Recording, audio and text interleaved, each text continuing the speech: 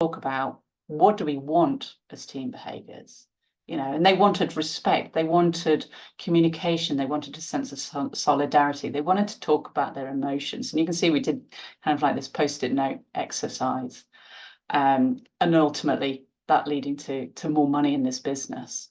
We talked about their strengths. So here you can see that again, they had courage as a strength, but that detail orientation was really interesting because that would delay a lot of their conversations, that would delay decisions. The flexibility and creativity often led to spaces of conflict because they'd go, oh, I'm just going to do this instead. So they had almost no processes and they'd all do things differently. So I'll say, so it was about kind of how do we get more out of each other? And here for this team, I think the most important transition was stepping into the fact that feelings are part of business. Someone once said to me, feelings don't have a space in business. And I think in a leadership team, they absolutely do have a space in business, because that's what was blocking a lot of these behaviours. That's what was stopping them making the most of their strengths, because of how they felt about each other and what was going on inside for them. Their stress levels, their confidence levels, all of these things being affected by their feelings. So for them, it was stepping into the connection. When something happens in your team and you're thinking about, okay, that happened and I have a reaction, what's that about? Where is that coming from?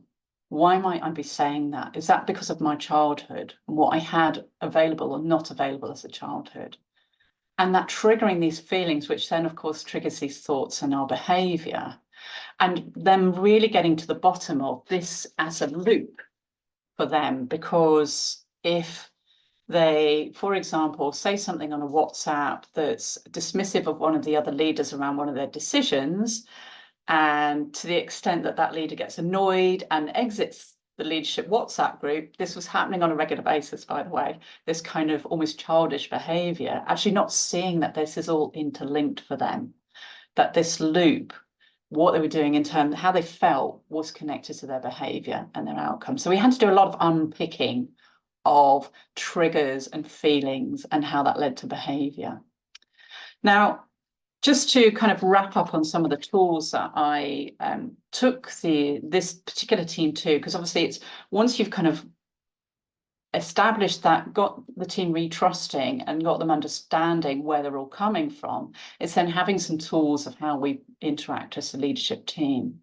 We talked a lot about communication in this team in the later sessions, and actually what does it look like? How, what actually impacts our communication with each other? Because what we say, we had a lot of, well, I said this and you said that and I got really upset by that, and someone would say, well, oh, I didn't mean it like that.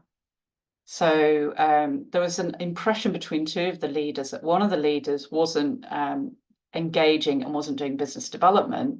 And actually what was happening for that leader was they were feeling really unconfident because there was a bit of crisis going on in their part of the industry. And they'd reached out for help, they'd been rebuffed, so they just switched off and went, I don't know whether I want to do this anymore. And actually what had happened when they'd reached out, the rebuff hadn't meant as a rebuff. It was, I'm just too busy right now, can we get together next week? So that behaviour had been misinterpreted. So we talked a lot about what happens in terms of communication and how it interferes. So that need to really kind of turn off our internal filters around communication.